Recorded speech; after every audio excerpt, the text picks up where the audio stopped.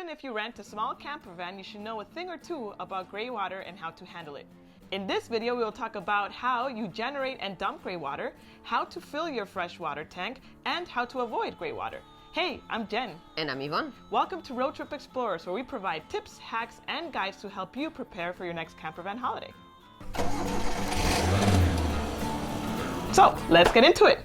How do you generate gray water? Fairly easy. Some small camper vans, that's the category that we're talking about here, have a sink in their trunk. And that alone, using the sink, will generate gray water. What is gray water, you might be wondering? Gray water basically is water that is used either to clean something, to cook something, anything that is not a toilet. That is considered gray water. Yeah, anything that is a toilet is classified as black water, which we're not talking about Exactly. here. So how do you generate it? By using your sink, either to wash your face or your hands after a sweaty hike, to clean your dishes, and to actually also cook. For example, when you are boiling water. Yeah, for pasta or... For pasta, there you go. When you're cooking pasta. Yeah, or even boiling water if you like boiled eggs also, that generates gray water, right? For example. So, how do you dump that gray water? Well, the process is fairly easy. You just need to do it in the right way and in the right place. So, what is the right way? Ideally, you would have an evacuation hose. You attach that hose to the canister. You then put the end of the other hose in a dump station, and then it just pumps it out. That's it. Clean. What happens if you don't have an evacuation hose though? Then you actually need to take that canister out of the camper van, carry it to a dump station or even a drainage and dump it manually. Remember, this canister can be between 15 and 30 liters of water. So if you wait until that last moment, until that is full, it's going to be really heavy. So we try to maybe around halfway, we dump it out. Now, when you dump it out manually, you have to be very careful. The whole point of dumping the gray water is to not leave a trace. So you have to be very slow and careful in dumping it so no drops fall outside of either the drainage area or the dumping station. And that's it. Once you have it clear, it's time to put it back in the camper van. Exactly. You might be wondering, where do you find such a dump station? In camper van friendly countries, they are at a lot of campgrounds, not all of them, or even at rest stations. Yes, usually signage on the street, or you have a fancy app that tells you where to find one. Exactly. Yeah. Yeah, excellent. So the question is then how to refill your fresh water tank once you've actually used it up. Don't forget to do that. Yes.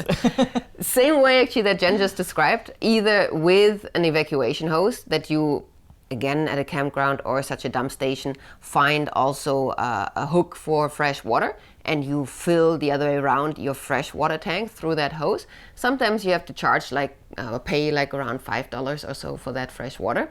Or the way that we actually did it, because when we had our sink in the US, we didn't have a hose, so we did carry that gray water and we refilled the fresh water manually. We bought at Walmart like this large, fresh water canisters. The bigger the better because it uses less plastic, and we refilled it manually. With fresh water, it doesn't matter if there's a splash or two because it's fresh water, and refilled the tank to the weight that we could still lift it back into the car. Yeah, again, because it can get really heavy, right? And then how do you actually avoid gray water in general?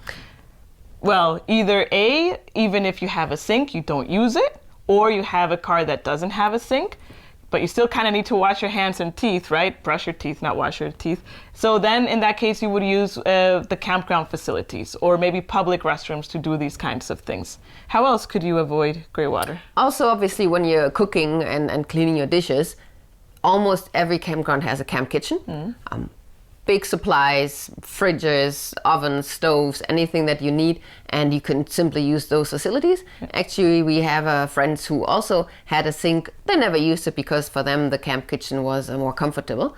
We kind of liked our sink though. Yeah. That is another way, to just use the facilities that already have the proper drainage. So in the case you don't have campground facilities because either A, you are free camping, or your campground is very rustic and they just don't exist, the better solution could be to avoid water for cooking. That is, for making pasta or boiling eggs or anything else of that sort. Another thing is, once you're done eating, like you said, finish your plate. Yeah. Obviously, yeah, finish your plate first. Yeah, eat everything, and then you can use baby wipes to take the residue out and clean them until you can actually have access to a sink or water where you can wash them properly. Or you simply only use baby wipes and don't wait for a sink to come up. They're also antibacterial wet wipes, you know, in that sense, if that gives you a better conscience. And at the end of the day, you're out in nature.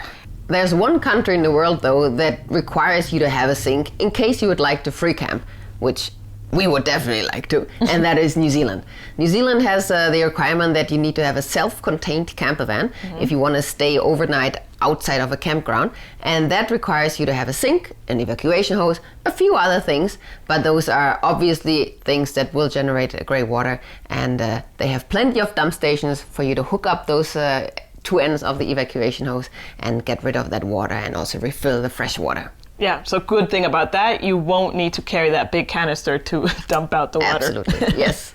Yeah, so why would you even want a sink? Well, to be honest, we have had experiences with camper vans with a sink and without a sink.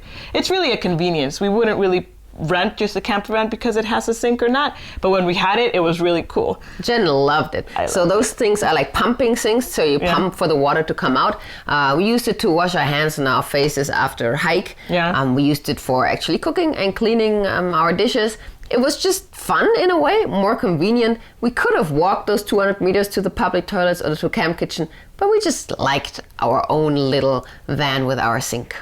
So if you have one, use it if you'd like, and then just be sure to take care of that water properly. Please don't dump it just straight on the ground. That would be the wrong thing to do. Please subscribe to our channel if you found this information helpful and you're looking forward to more. And until then, let's just say, keep on camper vanning. What?